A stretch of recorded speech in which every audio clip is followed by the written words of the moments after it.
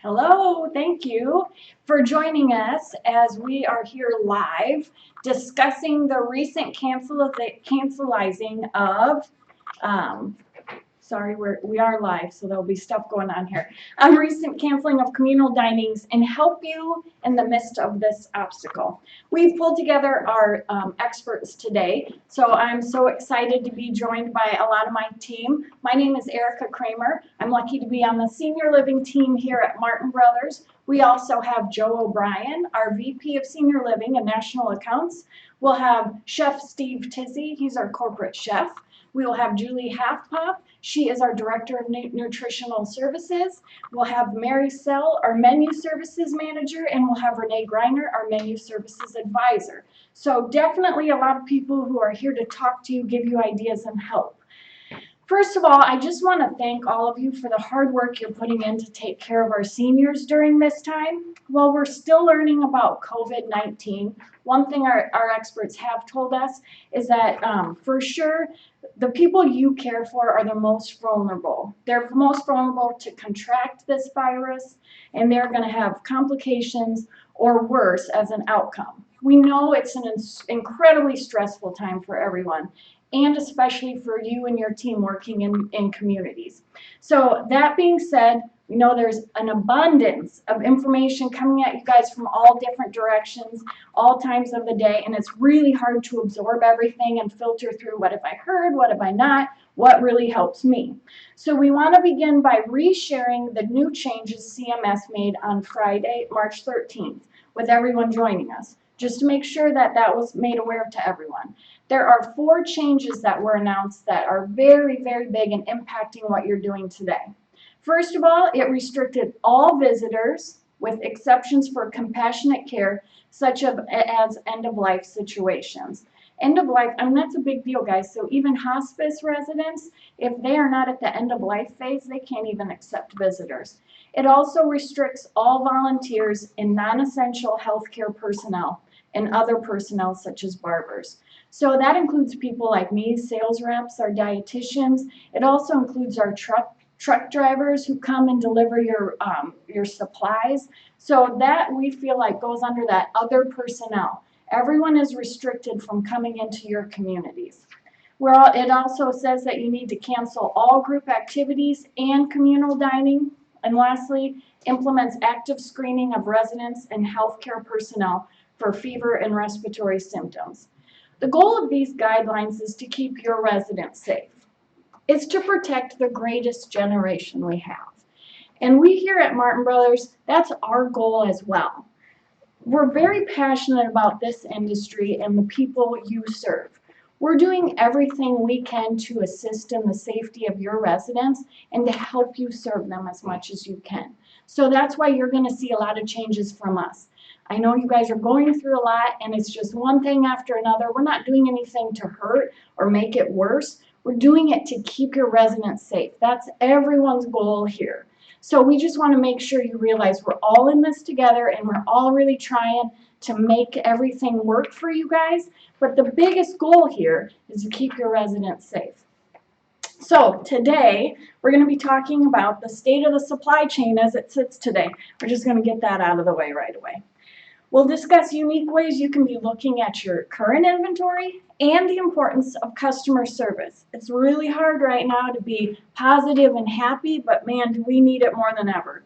We're going to be spending the most time discussing room service, menus, food safety. We are going to share things that we've heard, we've seen, or we've implemented that helped others with in-room dining. Just as a reminder, on March 4th, CMS also sent a priority list of those surveyors and what they would be looking at. So some states have suspended annual surveys altogether during this time. But knowing that and realizing that, please keep in mind that what we're talking about today, it's just simply suggestions.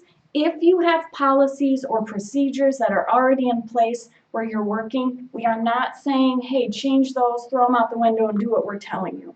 We also want to remind you that CMS is aware that communal dining must be viewed on a facility by facility and a day-to-day basis, depending on physical plant, staff availability, and residents' needs.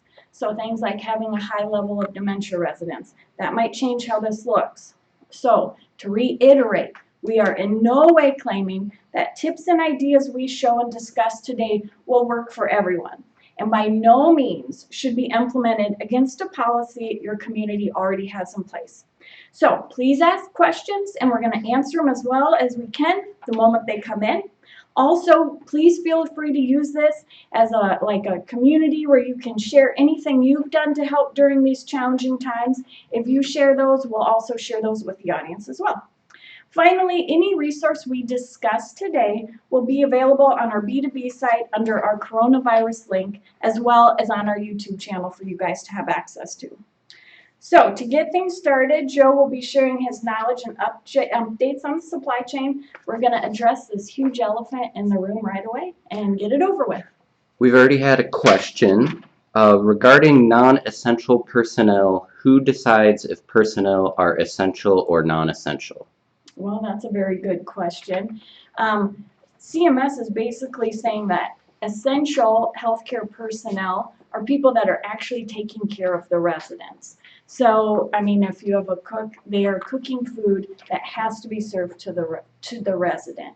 I would definitely reach out to your association for more guidance on that. What we are looking as our truck drivers or our salespeople as non-essential. We aren't doing anything to actually take care of your residents. So our truck drivers are going from location to location, and the worst thing that could possibly happen is coming into an area where all of your workers are and accidentally exposing them to the virus. So if that question was about truck drivers, that's how we feel why they are non-essential healthcare workers. But definitely reach out to state association. Yeah. All right, what's that, Well, Joe? thanks, Erica. First of all, I'm Joe O'Brien. Martin Brothers right now, this is unprecedented time for us. We're trying things we've never tried before. We're dealing with issues on an hourly, 7-day-a-week basis to try to serve our customers. And most importantly, it started out with, in our pandemic planning and our emergency planning, one of our top priorities is your communities, because we know it's the at-risk communities that we serve. Martin Brothers is not closing. Our deliveries are still going to be there. Interrupted time frames may change a little bit because the nation is changing. Colleges are closing, restaurants are closing, everything else, and it is by a day-to-day basis. We're trying to communicate it. We'll keep communicating, but when it comes to deliveries, we're going to be making deliveries. As Erica mentioned, on those deliveries, our biggest fear is transmitting this disease and the way it sets in, and we are doing preliminary tests each day on our drivers. We keep records of where they've been. We have a lot of restrictions of what they personally can do, but the last thing we would want is to have that unseen and infect someone in your community, especially since we serve so many of you. When it comes to supply side, the food is not an issue. We have no shortage of food. Deliveries on that, at this point, there has been no problem, and we foresee no run on food. Now, paper, yes. The disposables, yes. But if we go back to December, when the interruptions kind of started out of China, when the coronavirus first appeared, it was in China. The #1 manufacturer of all the PPE, the personal protection equipment. That started slowing things down. Not only were they using it, but the other countries around, the pickup of use, the back stock, it just got further and further behind. Currently, when we order any of the PPE items, we are on allocation. Currently, our supplier that would get 50 containers, ship containers, 50, literally a day of these type of items, have been cut a third to what they receive. And that just trickles through because everybody's using them. I know you're experiencing that. Now, we thought it was right there, And then a couple weeks ago, we realized that this was going to start happening on the disposables. So we went to work at trying to secure more disposables, but the amount needed, if everyone was to say we're going to use a hinged container, is unbelievable. Manufacturers cannot keep up. That's why we're going to talk about some of the things we have today. Limiting those use of items like that for when you do, if unfortunately you do have this virus, the people that are in quarantine in your facility, reserve some of those items in that environment, because we don't foresee this changing from a supply side. It could be at least 2 months before everything's caught back up again. So just because you've heard that the factories are open in China, Yes. does not mean they will be overnighting lots of PPE equipment to us. Now, there's some state stuff the federal government's going on the PPE side, the protective equipment. They're involved in the middle of that. And you can get on American Healthcare Association, see their activity in trying to speed that process up to get that material to us. We have backstock as a nation. They're releasing some of that, but the sheer number that's needed, it's not in the pipeline. When we order those shipped, it comes on a cargo ship from China, a lot of that stuff, it takes a while. So we all have to be very cognizant of that and make the right decisions when using certain items, because it could happen where you don't have it, and no one does.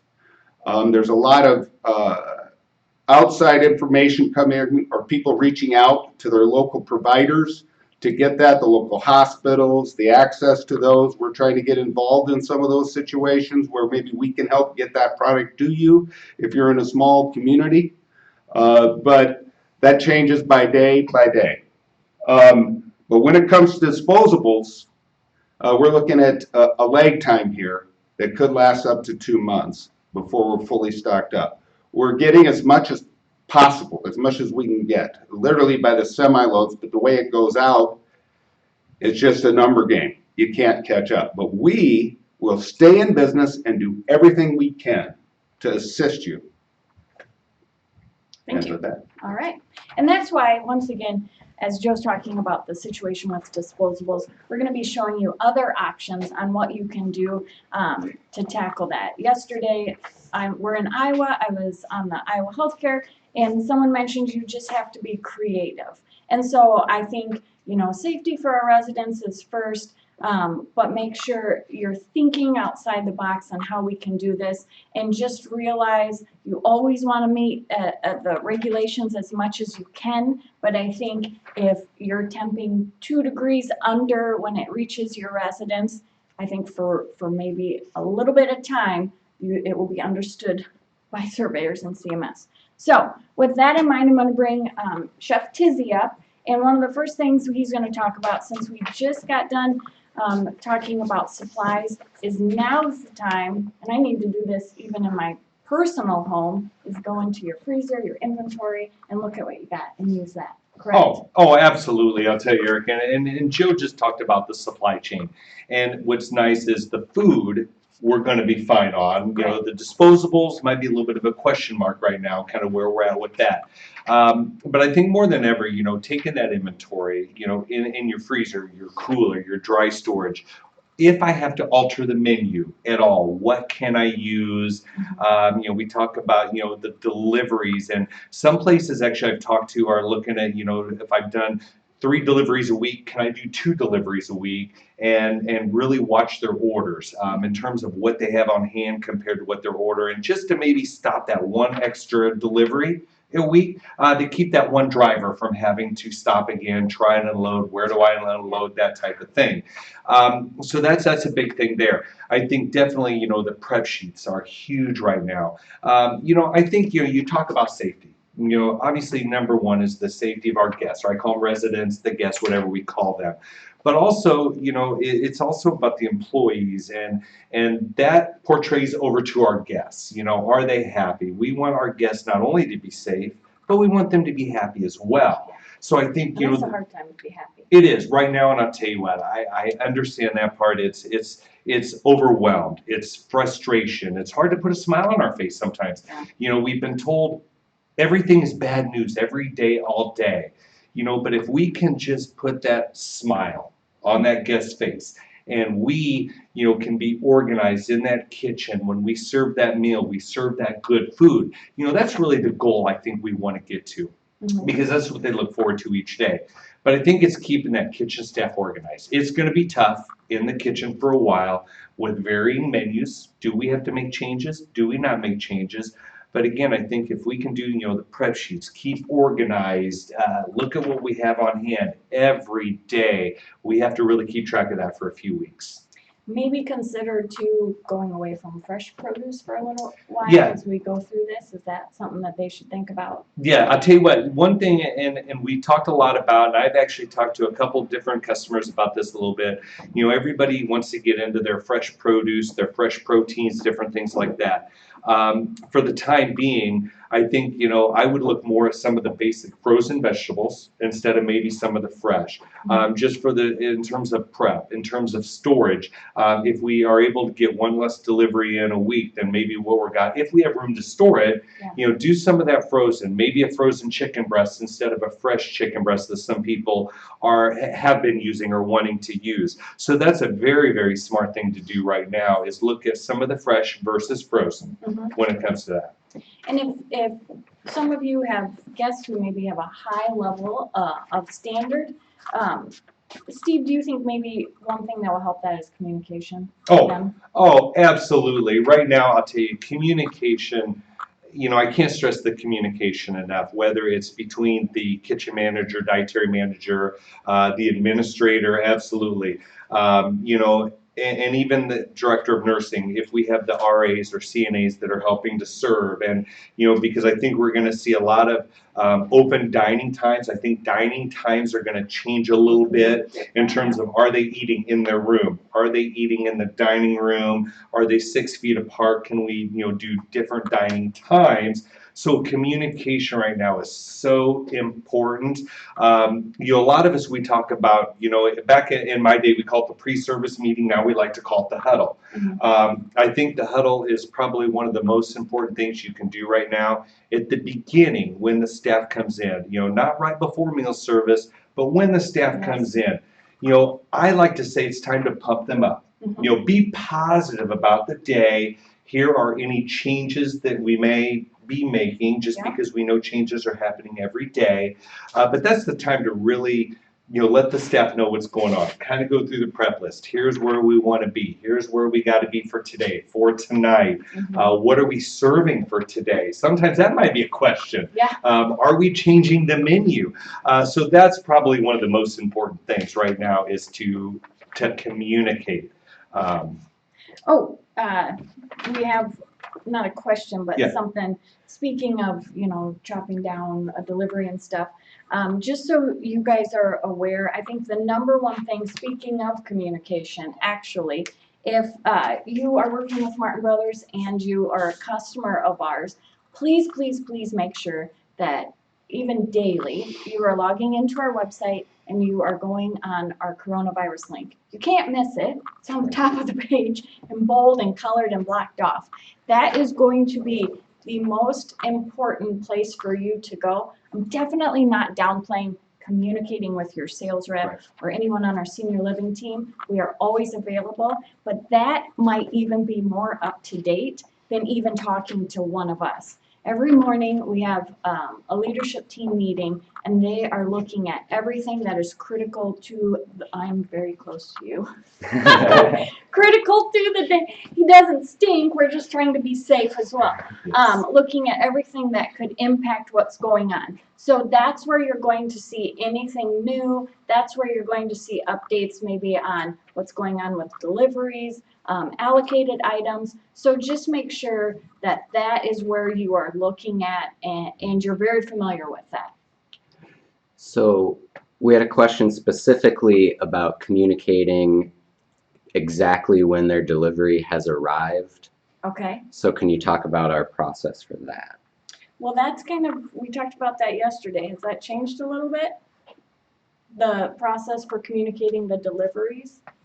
we can receive the number of the facility, and our drivers, we update that, so they'll have your number and the number to call. We're really encouraging and trying to get those numbers to communicate. But to you need to go to the link and you need to fill that out.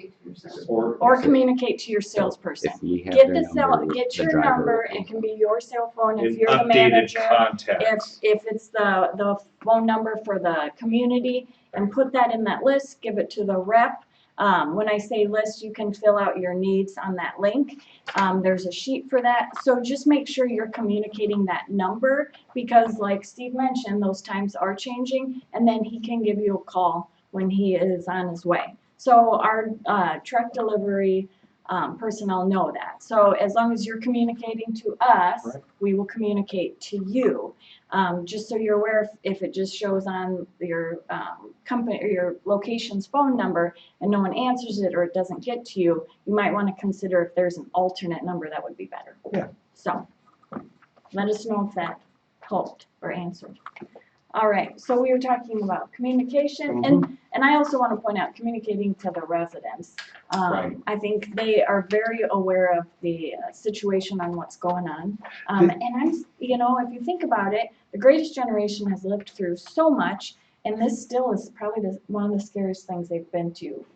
My husband's a nursing home administrator, and one of his residents just said to him, "It's a scary world out there right now," and it's true. It and is. It's scary to think about that. Yeah, this is, So- and you're right. I like to say the world's greatest generation. They've been through more in life than we probably ever dreamed we're going to go through. And I like to say that often for what they've gone through. And I think, though, at a time, not only are the residents somewhat scared, but so are the family members. Maybe they can't go in to see the grandparents or the mom and dad or the aunt and uncle or whatever the case is. So I think, right now, I like to say, it's showtime. It's hard to put that smile on. It's hard to put that game face on sometimes in a way because we're so overwhelmed. We're scared. We don't know what today's going to bring. What is tomorrow going to bring? But I do believe, there's 3 times a day that we really can reach out to the residents and the guests, whether it's to make them smile, to make them feel very, very good. Food, mealtime is one of them. They look forward to the food. So, I like to say, be genuine. Be honest with them. Make sure they are aware of what they're going to be having for their meals each day. But most importantly, is do it with a smile. I know it's going to be tough at times, but do it with a smile. Make them feel secure, make them feel safe, make them feel important more than ever. I think anymore we have to do that. And just so you guys are aware, the huddle that Steve is talking about, a lot of people are doing it, some people are not. If you are not, and you're like, I can't do one more thing, totally get that. So we do have a resource. It'll be a template that just guides you on what you could talk about, and you can fill it out. It would help. Takes 2 seconds. Once again, help you prepare. I would also suggest, for talking about communication, it's also important now more than ever to break down those silos and work as a team. Oh, So absolutely. if you are gaining the help of CNAs, of activities, anyone in the business office, include them in your huddle so they're aware of what's going on. Right now is not the time for someone from a different department to go, oh, they're doing sandwiches again. I don't know what's going on. Right. That can't, I know sometimes that happens where it's not a friendly message about what's being on mealtime. And while that was frustrating before, now it just can't even, it's not can't happen. Can't have that happen. So include everybody on that huddle as whoever's helping you. It's not just your team necessarily. And make sure everyone is aware of what the changes are, why the changes happened, and a positive way that they can talk about it. Right. And I'll tell you one thing too. I feel somewhat strongly about, and I know Joe talked about a little bit about the disruption supply chain with disposables, non-food stuff. And Julie's going to talk a little bit more about this as well, in terms of how we serve, what we serve on. And I'll tell you one thing, and I feel very strongly about is using the China that we currently have. We've gotten a lot of calls, or some people have been wanting to order disposables for every meal period. There's been one customer that's really looked at this saying, okay, if I can do maybe a continental breakfast that might be, not necessarily on a plate or on China and everything else, but maybe keeping lunch on China, because it's not disrupting as much to the residents and the guests. So they still feel a little bit of sense of normalcy. And then maybe their supper time is like a sack lunch or something a little bit different in a disposable type container. I just really think that as much as we can use our glassware, our china, silverware to give them that sense of normalcy to make them feel better, instead of here's just your to-go container with food in it, they start to wonder why. And think that. So that's just something I feel strongly about. I just think as much as we can do that, let's try and use that. And Julie's going to talk a little bit more about that as she comes up and talks as well. I think that's a good segue into getting the team Okay, up here. well, let's welcome Julie in, and I'm going to step away for a few minutes. I'm getting out of here. Thank you, Steve and Erica. Again, I'm Julie Halfpop, dietitian with Martin Brothers, and this is Mary Sell, our menu services dietitian with Martin Brothers. Again, we sure appreciate your time and joining us here today. I'll tell you what, I've been at this a while. Some of you have heard me say that more than once. And obviously, it's certainly been a stir for all of us. I am here to share with you, though, yesterday I had the pleasure of visiting with several of our colleagues, several valued customers out there. And here's what's going on. Common sense is setting in. One of the biggest points of discussion as well has been, what should we be doing with menus? Do we need to look at emergency menus or pandemic menus? And obviously, again, one of our dietitian friends yesterday said to us that that's the most pleasurable part of the day. It also is the best way for us to keep our residents well and safe and obviously, again, connected with some sort of a normalcy out there. I just want to remind you that obviously some of the points that Mary and I want to address here today is how you can still, again, make sure that in the course of your meal service, you are attending to their medical needs. We want to visit a little bit about hygiene, very important in preventing the spread and dealing with this virus. We want to remind all of us again about the importance of hydration and nutrition. Somebody said yesterday one of the areas that they're dealing with is, of course, concerned family members. If they're not going to be able to go in and see their loved one, not help with feeding them, they're going to lose weight is the perception out there. So we want to kind of band together and talk about some creative ways where we can make sure that we're certainly meeting the needs of our customers nutritionally as well. And then getting creative here with this meal service that we're providing. I do want to remind us all, Mary, here about this non-communal dining. So here's what we're hearing from several of you out there. Obviously, that was a recommendation or a guidance that came through from CMS. The American Healthcare Association did offer some tips and interpretation of that. We are hearing several of you out there that obviously have triaged your customers, your residents, those that are at high risk for choking, typically are pureed diets. You are feeding them in the traditional dining areas. Now, many of you reported that you are keeping that social distance. 6 to 8 feet is what several of you have reported. Some of you said that you've just got one resident that you've got positioned at a table. Now, of course, again, in this time, common sense hopefully will guide us in that we want to be able to have the most qualified personnel that are assisting those residents then. So obviously those that are allowed to do that feeding within your location would be the ones that would assist in that dining room. I do want to remind you, again, with some of our individuals that we're serving, you might want to consider, again, evaluating their specific needs. Do some of them need some assistance and more verbal cueing? Could you position one staff member to assist back and forth there? Obviously, again, in proper hygiene, we want to make sure that that person assisting is practicing good hand hygiene in between when it comes to working with each of those individuals. Now, we do serve a lot of assisted living and independent living customers. Now, what we have seen in much of the correspondence that's gone out on a national basis is that there's likely going to be some recommendations for those entities, but for now, the best practice guides us to what we are doing in our skilled nursing homes. Now, as well, though, it's important, like we talked about, for all of this to be facility driven. So in your independent locations, we are hearing several of you that are still offering choices. You're staggering meal times. Maybe it's more of a reservation. Let's give you a reservation to come down and dine. So some way, again, just to in a dignified way, help to lessen the risk, allow for that social distancing, and again, have some fun and important times of that day that we look forward there within that then too. Hey, Julie, we've got a question. Yes. Is there a menu to follow that if all cooks become sick, that an employee from another department can follow? Oh my gosh, that is such a great idea. So yeah, let's talk about menus. Mary, why don't you just kind of share with us the breadth of menu talk here as of late?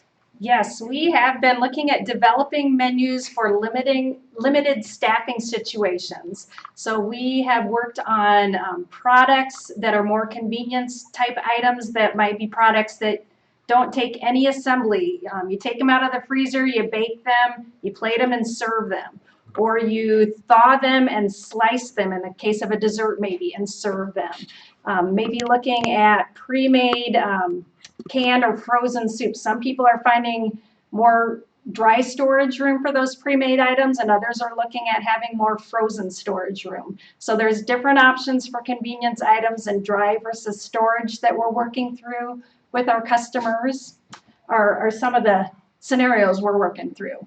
Yeah, Mary, I certainly might add, like I admitted early on in our discussion, is, I thought that emergency menu, it had to be anything that would open out of a can. Well, we all have electricity right now. A lot of you are reporting that you do have staffing resources there. So several of you are offering the menu as it's been planned. I mean, here again, if we're going to keep our customers happy and well nourished, why not continue to offer that menu that you have during this season here for them? I mean, let's cut to the chase. Here's that common sense again. We have forecasted, you have shared with us what's on your menu. So we have thousands of cases of chicken breasts on hand. All right, you've been ordering those. We're stocked up. We don't anticipate supplies will dwindle with those items. We'll communicate with you if we are feeling a need on that. So at this point, we want you to probably just modify your current menus because that's what we're hearing most of you are doing out there. So let's say that you're fully staffed today, but here's the reality. As we move into this in-room dining with those individuals that are appropriate for that, it's taken more time. You're all reporting it's taking twice as long. As Erica and Steve shared with us, it needs to be an all hands on deck kind of a situation with that. And we need to look for some opportunity to kind of streamline and become efficient with that. What I'm hearing from some of you is that instead of offering 4 choices, you're offering 1 choice. On one corporate menu yesterday, the main feature was fish. Well, they knew that fish wasn't probably going to be the most popular. However, everybody loves hamburgers. So that's what they featured on that menu. So we want to encourage you to be nimble with that menu. Work with your consultant dietitians. We're all happy, our team of dietitians here, if you want to run some things past us. So again, we can just be intentional about making sure we're providing for the nutrition needs of our folks. All right, but here's the reality. I mean, I asked several of our colleagues yesterday, how do you think this is all going to look next week, 4 weeks from now? And everybody is, of course, anticipating that the staffing patterns will be different than that. So we need to, again, sort of be thinking about the future. And I think it makes sense, as Mary just shared, more of a limited staff kind of an option. We've brainstormed with a lot of you just based on today's challenges without COVID-19. How can we reduce our labor costs? 1 cook a day. Let's figure out a menu that'll allow us to do that production and maybe streamline the service there. Like Steve said, sack lunch in the evening. Let's do our bigger meal at noon. Maybe a continental breakfast kind of an approach in the morning. So here's again where we hope you'll share your ideas with us so that we can do that with all of our valued service members in the industry out there as we kind of work through this together as a team. I will also share with you that we are hearing several of you that are setting up like satellite kitchens. So you might have kitchenettes that have microwaves. Maybe you've got some places where you can maintain heat. Some of you have gone maybe to some more cold items just because of that maintenance of heat temperature. So again, you need to look at your situation, your opportunities and challenges, your customers, and then we just, again, need to work together to be creative with that then too. Mary, we've done a little bit of experimenting with, one of the menus that we put in was a puree using our Hormel Health Lab items. Yes, we do have some puree shelf-stable items that are in an individual package that you could heat in the microwave for a minute. It contains an entire meal, a meat, a potato, a vegetable. So we're seeing people make use of those convenience items in the limited staffing situations. Hormel Health Labs, for instance, has several pureed shelf-stable meals along with individual puree portions, frozen items. So lots of options for how to do pureeing with a limited staff if you are willing and able to look at the convenience items.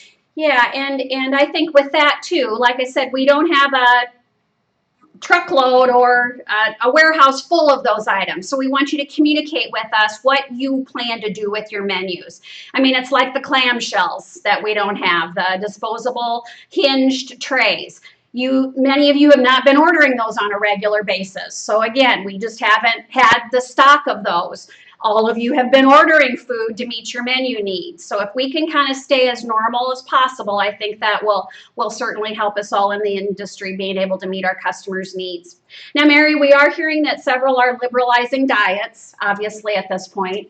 Yes, getting rid of therapeutic diets as much as possible for the short term might be advisable in your communities.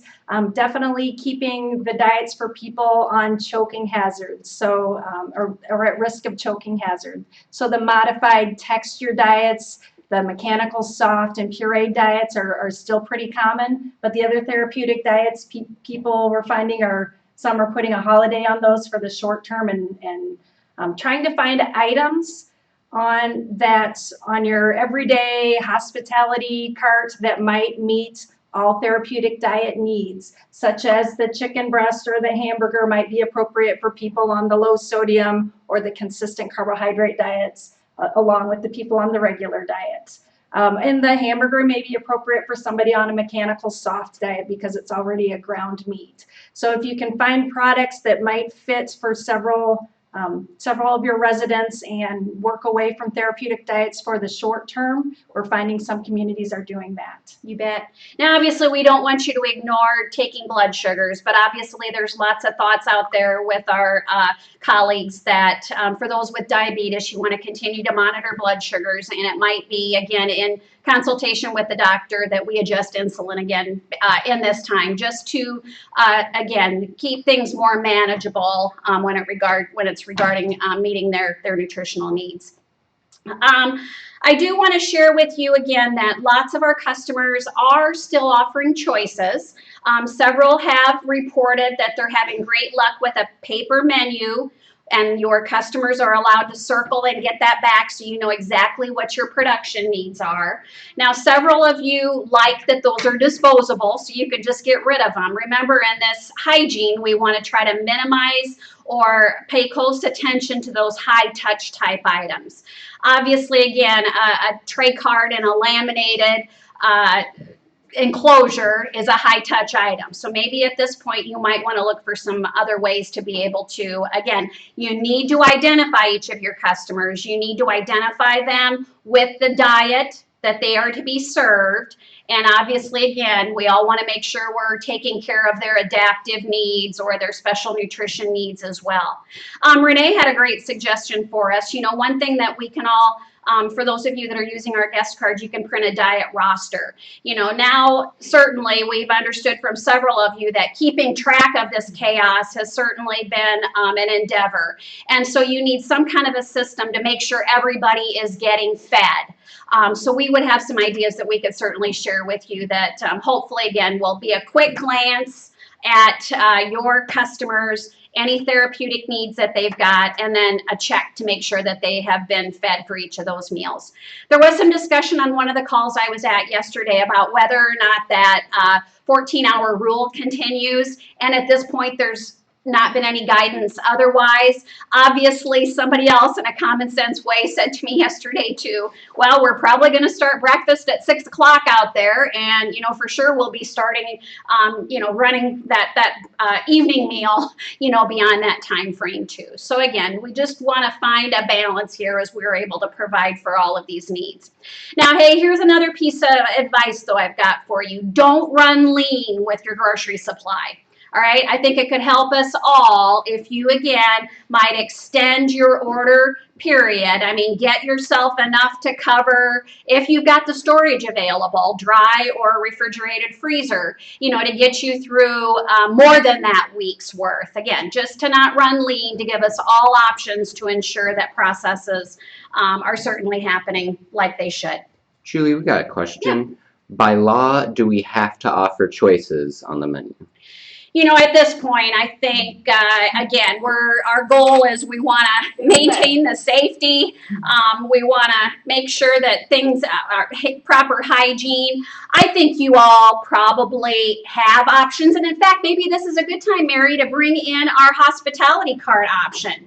And I do want to point out too that there, and you guys can ask administrator, your association, but there definitely is a priority list for survey. Mm-hmm. So if there is a complaint that would go in because, well, I wanted a hard egg sandwich and they couldn't get that to me, that complaint is so low on the priority list when That's a good point, Erica. We heard yesterday that the only the surveys are immediate jeopardy. If you have if in the last 3 months you were doing infection prevention practices that were really bad and you got in trouble and they were immediate jeopardy tags, those are the situations that they're going to focus on right now. So I would say we're not advising you to take away choices. No. But what we're saying is that if someone were to complain about choices right now, if they called the ombudsman, our best friend, or if they called the state,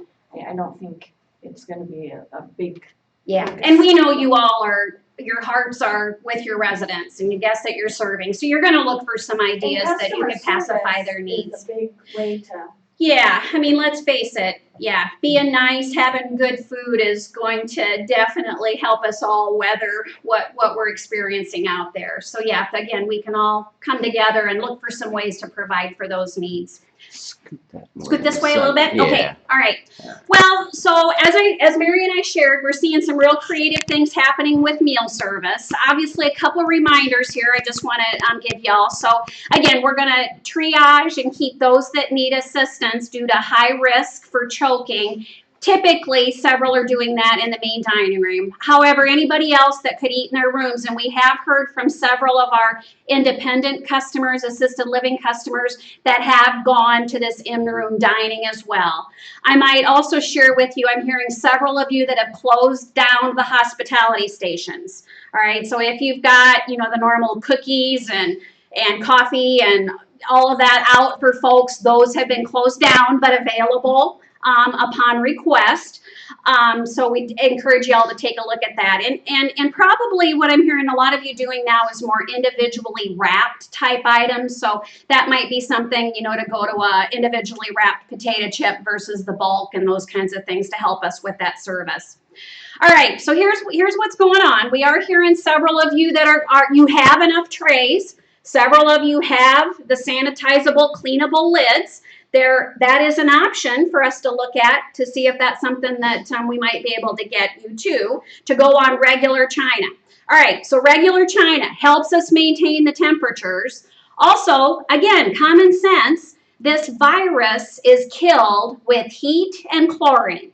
All right, so your dishwasher, your mechanical dishwasher, should be able to kill that virus. Now, probably in this time, I'd be encouraging you to be checking that method, whether it's heat, temperature, or the amount of chlorine in there more often. Again, educating staff back there in the dishwasher about those proper procedures, but we should be killing that virus. In fact, One of our colleagues reminded me yesterday, I know a lot of us, even in our isolation type situations, there are several of you that have policies that you could still run those through that sanitizing process, clean or chlorine. That's the last of the items that come back. So it might be you have folks on quarantine, all of their dishes are in a bag that comes back, and again, those items are run through last. But again, your policies, refer to your corporation, watch for more guidance again from the professionals that are out there here in the industry then as well. Got another question, and Steve might know about this too. Ideas for safe transportation of hot food when you do not have enough lids, enclosed carts, etc. Yeah, Steve, come on up here. I might just share, a couple other ideas that we're hearing several of you doing is you might have a steam table that's on wheels. And so again, you've got the lids. Now, again, we want to maintain temperatures. Hot food's hot, cold food's cold, and then anything that goes through the hallways needs to be covered. All right, so that's what we're trying to guide here. So obviously, again, just a couple reminders to maintain temperatures. It makes sense that you have food go out in batches. All right, you don't want to have all 100 dished up and as we're taking them all out. All right, if we can bear that down to 4 or 5 servings. That way we can go from the meal service in the kitchen, make sure it's covered at appropriate temperature there, and then go right to our customers and out in the dining room then as well. Yeah. So what thoughts do you have, Steve? Some are doing, of course, the steam wells. They're doing them, like you say, satellite type kitchens. Some places are actually doing more foil wrapped plates because foil is going to keep the heat more naturally in. What I've seen too is some people that say, oh, I don't have the warming cart or I have this cart. Some people have speed racks, and I'm starting to see more utilized. Some people call them baker's racks. I call them speed racks, etc. But if you were to be wrapping your plates up with foil, and actually these covers, there are disposable covers out there that can be used as well. This cover here is more of a heavier plastic type cover that's going to keep that heat in. It's going to keep more of that steam, that heat in with that, and then you just simply are able to unzip it and you take your plates out, you're able to serve them, wheel it down the hallway, etc. So a couple options with that, but more and more places are people I'm seeing, if they don't have the lids or they don't have the steam well or they don't have the carts, it's simple plates with foil. I'll tell you what some places have done too is heating the plates up. Yeah. Okay.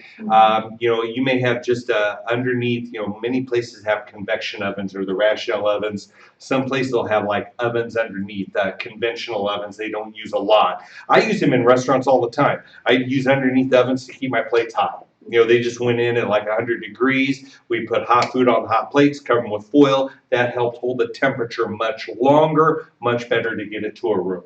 Yeah, well, and Steve, if you want to bring that card over here, thanks for your flexibility here as we throw several ideas out past you.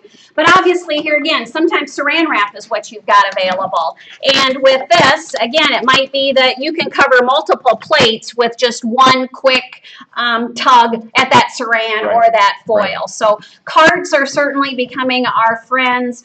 Some of these other tools you probably already have around your kitchens can certainly be beneficial here for all of us.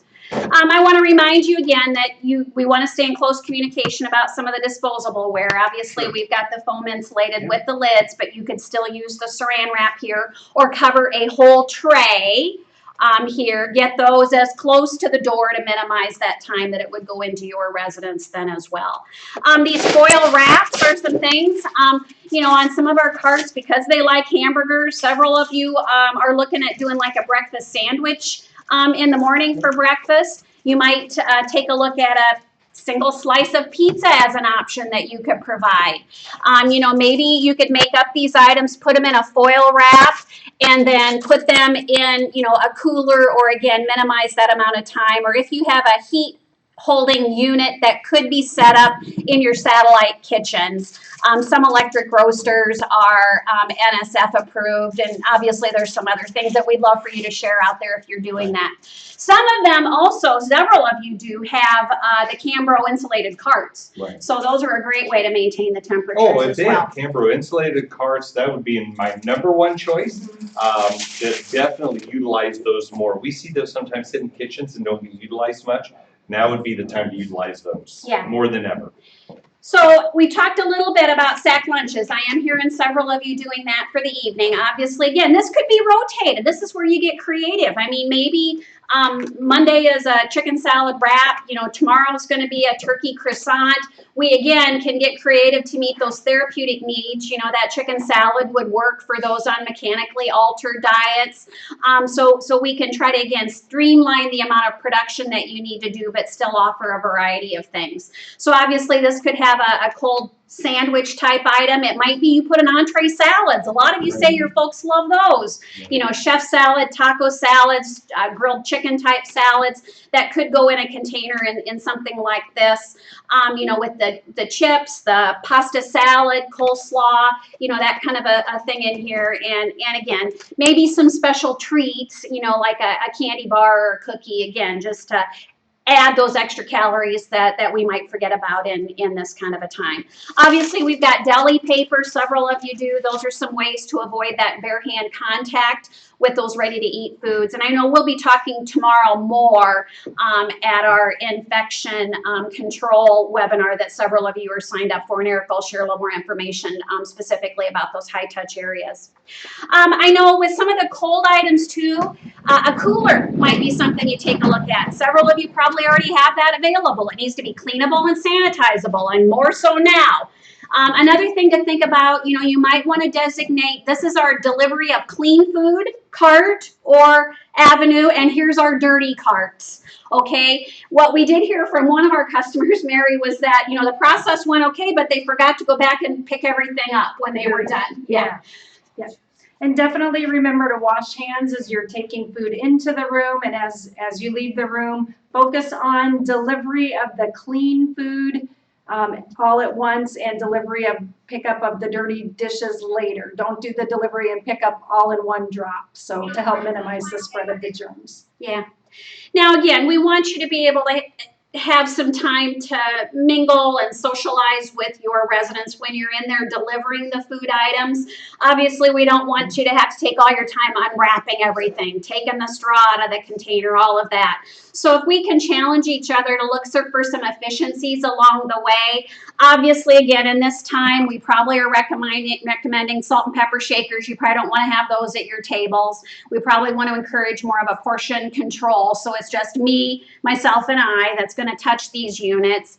Obviously, you know, you might want to, if you're the server of that meal, I mean, you could ask, we're having hamburgers today. Would you like a slice of cheese on that? Would you like pickles, tomato? Would you like some ketchup? And we can dress that all before it goes into the room, then to minimize and allow us some more socializing time when we're in with our customers then as well. Some other things, again, that we're looking, so in that hospitality cart kind of a concept, whether it's a continental breakfast or maybe for evening and supper. And here's another thing to remember. We don't have to do it necessarily the same way all the time. I mean, again, maybe we can shake it up. You know, again, many of you have heard that our restaurant customers now have obviously transitioned to all to go. Is there a way to partner with them on how we can access food? You know, pizzas, that kind of stuff that we could manage together and, again, work through this as a nation in these hard times. Now, okay, this hospitality cart. So what we've done here, you know, us dietitians, we like to make sure everybody's, again, getting their food groups every single day. So we have split up this cart just with some simple tape for today's instruction. But we've got the fruits and vegetable options that are here. And, again, these are all closed covered. If you didn't know it, you can buy a lot of different fruit cups from us. You also can get gobs of different juices. And let me share with you, y'all probably have heard too that the schools are closed, the colleges are closed. So we are fortunate we've been able to be a good partner of theirs for a number of years. And without them being in operation, we have some of those items that would certainly be really workable in your settings. So if you want to try some new fruits and juices, oh my gosh, I think, is it kombucha and kefir? I mean, you could even have a little bit of fun with trying some of these new foods. So if you'd like to be game for doing something like that, we'd be happy to share with you some ideas. But this would be the fruit section. the fruit and vegetable section. So maybe at the noontime we could add some potato salads, coleslaw. Maybe we could do some potato chips, and then we want our customers to pick 2 items from this group. All right, and then we move into the entree group, and what we've got here are proteins, and each of these is going to be 2 ounces of protein. So we want you again to pick an item from this group, and then we move over here, and we've got our breads and cereals that we've got located here. And again, we want to round out that meal time. Now we can separate this. This is you smart people out there that have shared this idea. The mechanically altered then choices could be on that shelf below. We've also got a shelf with the chocolate bars, the cookies, the ice cream, the pudding, the kinds of things, again, that are going to certainly add pleasure and calories for our folks then as well. Hey, I bet a lot of you have these cold pans out there too. Remember, those can be frozen. They can be covered with a regular steam table pan, but that would be another great way for us to maintain temperatures, especially the cold food. You know, I'm going to have to check. I don't know if we could put, hot food just because of the insulation and something like this. But again, the whole goal here with those temperatures, hot foods anyway, is that you want to minimize the time from kitchen to delivery. And for sure, again, in this high-risk population that we're all serving, we want to have corrective action. So in these times, even in your traditional tray delivery, I am going to recommend that you're checking those temperatures way more often than you are right now. Again, up to 2 hours, you can implement some corrective actions if those temperatures do fall out of that range there as well. All, again, very good common sense that we want to remind you all about here too. All right, Mary, did you have any other thoughts here?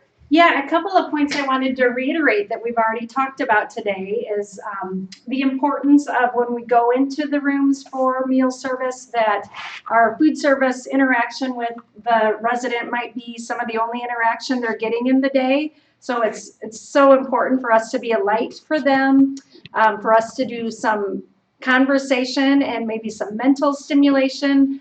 We have some ideas on our website in our theme meal magic section that we talk about a lot. Maybe printing off simple word searches or crossword puzzles to take in and have residents have something to do throughout the day would be a good thing to add in there. Also being aware, we've talked about residents that are not in the dining room don't have that queuing to eat. They might not have a family member feeding them. So our staff need to be extra aware of those people that aren't eating and might not be consuming enough calories. We need to be looking at ways to add calories for those people, using foods first, maybe fortifying. Maybe now's the time to use cream on the cereal as a special treat, or serve chocolate milk or whole milk that might be higher in calories. Making sure we get those extra pats of butter on there if they can use the calories and the butter on something hot on their tray.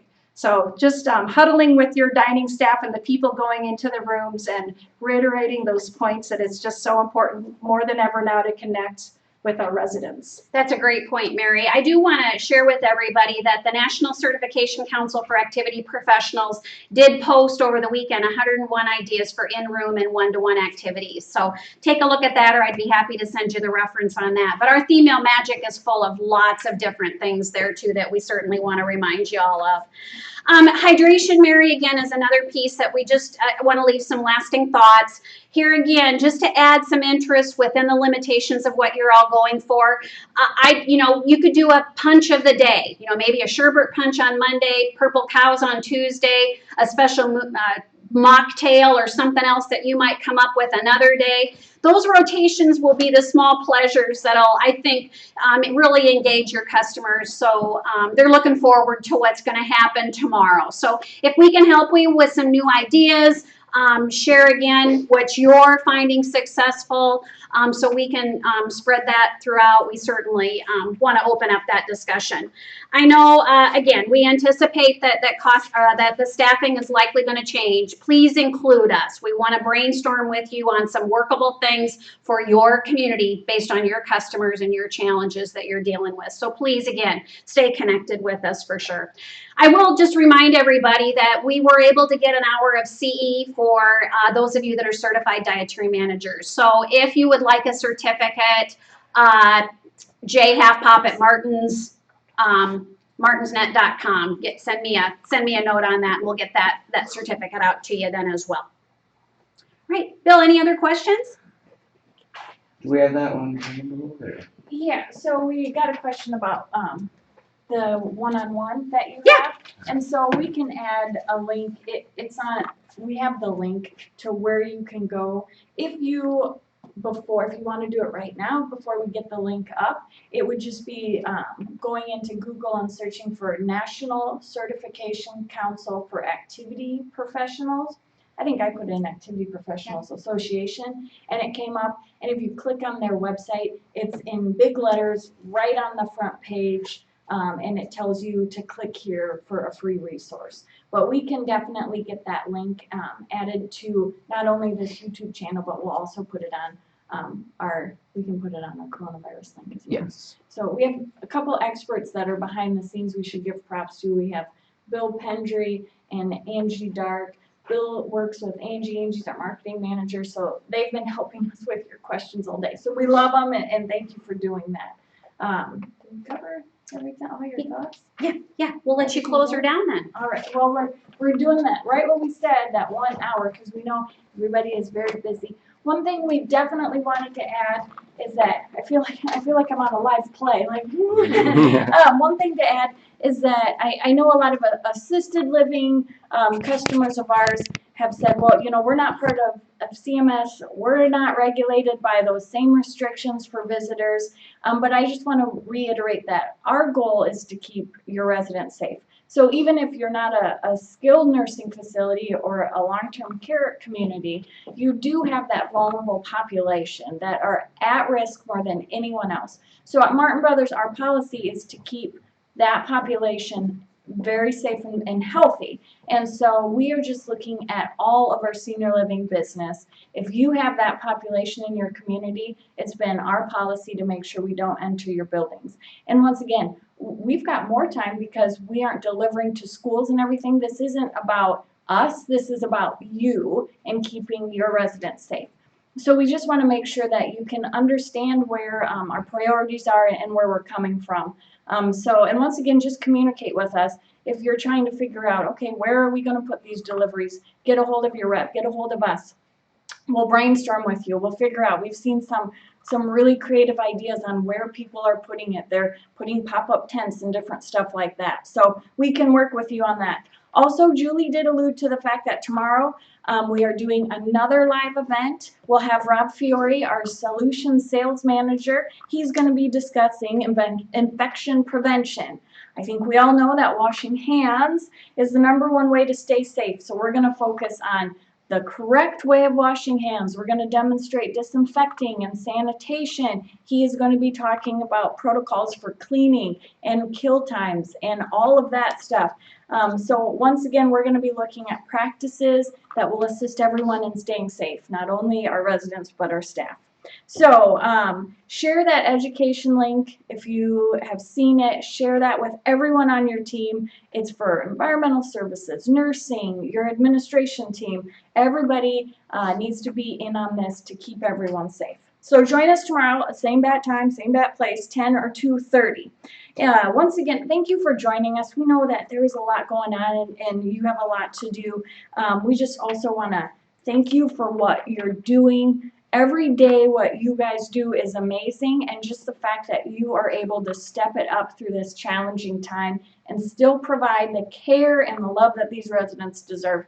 I'm for some reason choking up because it's true. We just really want to thank you for what you're doing and for joining us. Gosh, I'm not pregnant.